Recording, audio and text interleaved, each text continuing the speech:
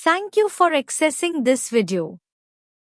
This video explains Chapter 13, Financial Management from the Manual for DPHE to support POSHWA on O&M of Piped Water Supply System. This video was created based on the training material used in the training of trainers for the PICMAC DPHE Phase 2 project supported by JICA. This module covers page number from P13-1 to P13-17. Today we will learn about points on the operation and maintenance for RSF facilities in POSHWA piped water supply schemes. Let us begin by understanding what financial management is, how it works, and why it is essential for supply safe drinking water. By the end of this session, you will be able to understand the basic knowledge of financial management in piped water supply systems, understand the structure and purpose of key financial statements, recognize the concept of depreciation and its relevance to financial planning, diagnose the financial condition of a water authority using key indicators and analysis methods. Identify common financial challenges in O&M and outline countermeasures. The session will proceed in 3 parts: basic theory, confirmation points and inspection. Let's begin the basic theory. There are 3 fundamental pillars of finance that every manager must understand. The profit and loss statement records revenue and expenditure over a period to show performance. The balance sheet lists assets and liabilities at a specific date to show net worth. Finally, the cash flow statement tracks the actual movement of money, clarifying organizations' liquidity and operational capacity. Financial statements are not just for accounting, they are powerful management tools. They are used to assess if current revenues are sufficient to cover operating costs and to support difficult decisions regarding water tariff revisions and budget allocations.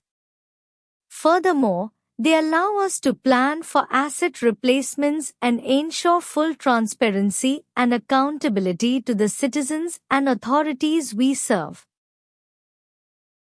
Each financial statement links to a specific type of business activity. The PL measures overall business performance by reflecting the revenue and expenses generated over a set period. The cash flow statement is connected to investment and financing inflows and outflows.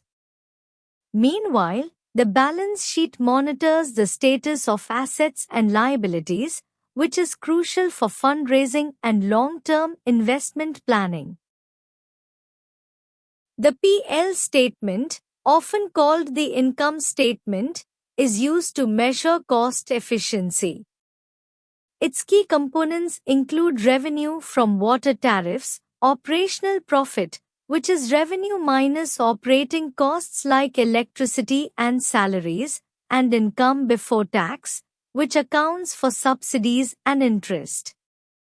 Ultimately, the net income shows the final profit after all taxes and expenses have been deducted. Looking at this 5-year sample PL from 2010 to 2014, we can observe critical trends in water revenue and miscellaneous income. Pay close attention to how operating expenses, such as chemicals, divisional administration, and maintenance, fluctuate each year. By subtracting these costs from the total revenue, we can determine the operational profit and see the final net income available for the organization. Visually, the PL represents a downward flow where various costs are subtracted from total revenue. Operating costs, including electricity and repairs, are removed first to find the operational profit. Then, interest expenses and income taxes are accounted for, leading us to the final box representing the organization's net income. This flow clearly illustrates how much of your revenue actually remains as profit. The balance sheet provides a snapshot of organization's financial position by showing what it has and what it owes. Assets represent resources controlled by the organization, such as cash and infrastructure. Liabilities are future obligations, including short-term loans and long-term borrowings. Finally, equity is the net value that remains after all liabilities have been deducted from the total assets. In a balance sheet, the two sides must always be balanced. Imagine holding a 100 BDT note. Its value is 100 BDT. If you exchange that money for lunch, your lunch now holds that same value of 100 BDT. This means your assets are always equal to the sum of your liabilities and equity, reflecting the same total value regardless of how the money was used. This sample balance sheet categorizes assets into current, which can be quickly converted to cash, and non-current, like property and equipment. Liabilities are similarly split into short-term debts and long-term debts. By viewing this statement, you can easily answer what the organization currently owns, what it is obligated to pay back, and what value remains after all debts are settled. The purpose of the cash flow statement is to clarify the actual movement of cash to prevent shortages. Sales cash flow shows if tariff collections exceed daily operational fees. Investment cash flow tracks money spent on infrastructure growth and facility upgrades. Lastly, financial cash flow reflects the receipt of subsidies and loan repayments, showing how much the organization relies on external funding. In this sample, we calculate the net increase in cash by evaluating three different flows. Starting with the beginning cash balance, we add the net results from sales, investments, and financial activities to find the final cash available at the end of the period. It is critical to refer back to the last period's cash balance to ensure accuracy in these calculations. Depreciation reflects the reality that physical assets lose value over time. Imagine a house purchased 20 years ago. Its current condition is much worse, and its value is lower than when it was new. This year-by-year decrease in value due to the time gap is known as depreciation. Understanding this concept is vital because it recognizes that assets eventually reach zero value and require replacement. Depreciation is reflected in both the balance sheet and the profit and loss statement. In the balance sheet, the asset value must be reduced annually to account for deterioration. In the P&L, this annual decrease is recorded as an operating expense.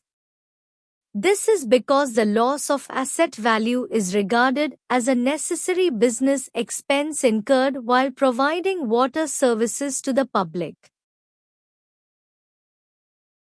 There are two common methods used to estimate depreciation: the straight-line method and the accelerated depreciation method.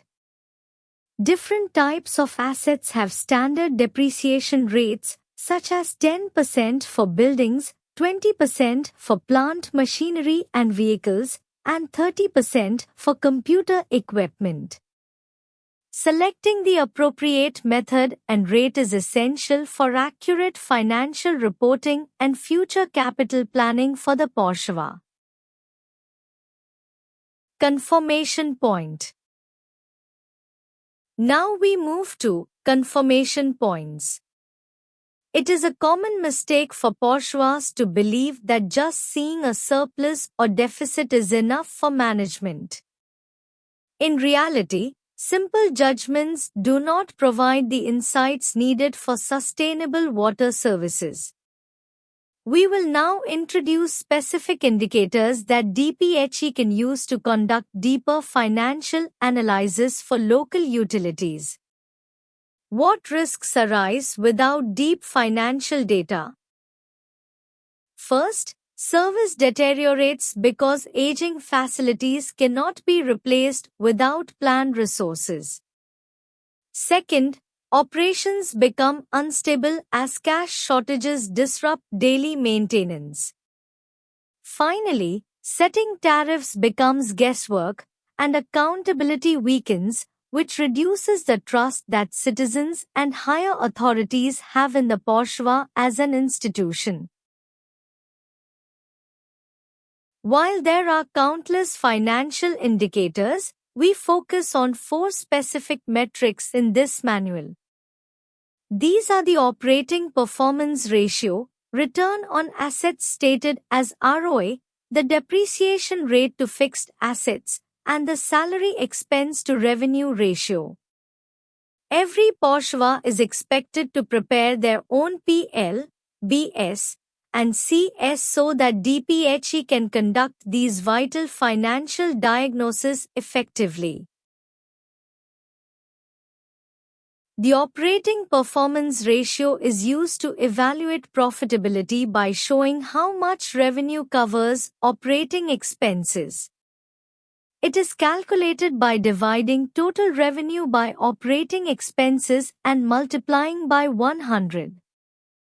A high ratio indicates strong performance, but if it falls below 100%, it implies that an operating loss has occurred, and the organization is not covering its daily costs. If the ratio is low, we recommend several countermeasures. You should focus on reducing non-revenue water through leak repair and meter installation. It is also necessary to revise water tariffs to reflect maintenance costs while considering affordability. Strengthening the collection of unpaid bills and optimizing the operation of aging facilities are also key strategies to improve this critical profitability ratio. ROA shows how much profit was generated relative to the organization's total assets. It is a ratio of net profit to total capital used to assess management efficiency. A low ROA suggests that assets are not being used effectively. Generally, an ROA lower than 1% is considered weak, and anything less than 0.1% is a serious situation that requires immediate improvement efforts. When ROA is low, increasing profit is essential, though not always easy. Parshvas should focus on improving service quality to justify appropriate tariffs that reflect true costs. They must also reduce excessive expenses, such as high electricity bills, through efficiency measures. Improving work efficiency and optimizing staff numbers provide further opportunities to seek management improvements and boost the overall return on assets. The accumulated depreciation rate helps us understand the elapsed years and deterioration of fixed assets. As this ratio increases, it signals that facilities are aging and production capacity may be declining. In general management, if the accumulated depreciation reaches 80% of the original acquisition price, it is a clear signal that a formal plan for renewal and investment must be drawn up immediately. If past financial statements are missing, you can still estimate accumulated depreciation through 4 steps. First, list all major facilities and their original costs. Second, set a reasonable useful life for each asset. Third, calculate the annual depreciation using the straight-line method. Finally, multiply that annual figure by the number of years the asset has been in use to find the cumulative total. A high depreciation rate indicates a high risk of equipment malfunctions and rising repair costs. Management must use this data to predict the need for future facility renewals and use it as a reference for formulating investment plans. Sustainable and stable service delivery depends on preparing these expenditure plans in advance, long before the facilities fail and service quality declines. The salary expense to revenue ratio indicates whether the number and placement of staff are appropriate for the organization. Generally, a larger service population allows for higher productivity and results in a lower ratio. Since salaries are often a fixed cost, this ratio helps determine if staff are performing optimally or if profit is being lost through issues like non-revenue water. If the salary ratio exceeds 15%, the Porshwa should take action to improve efficiency. This includes reviewing duties to eliminate waste, delegating advanced tasks to specialists, or promoting digital transformation.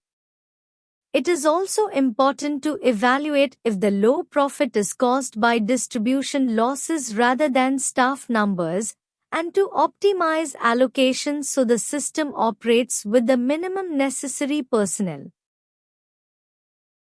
Inspection. Here, we introduce other typical financial indicators for water providers. It is important to note that these indicators cannot be calculated using figures from the BS and PL alone. They require additional operational data, such as total annual revenue water amounts, to measure long-term sustainability effectively. We focus on 3 specific inspection indicators: water production unit price, water selling unit price, and the tariff collection rate. Production unit price measures cost efficiency, while the selling price checks profitability. Comparing these two provides a vital risk indicator for long-term sustainability. Finally, the collection rate allows us to assess the organization's overall operational efficiency and financial health. The water production unit price is calculated by dividing operating expenses by the total annual revenue water. Similarly, the selling unit price is the revenue divided by that same water volume. A healthy system should ensure that the selling price is higher than the production cost. If the production cost is too low, however, it must be watched carefully for negative impacts on water quality. The tariff collection rate shows the proportion of bills actually collected from users. A high rate of 90% or more indicates stable revenue, while a low rate of 80% or less suggests a need for management improvements. In such cases, the organization should review its collection process, fee policies, and service offerings while considering the satisfaction and willingness of users to pay. This is the end of the video. Thank you for watching, and I hope this video will help you understand the manual better.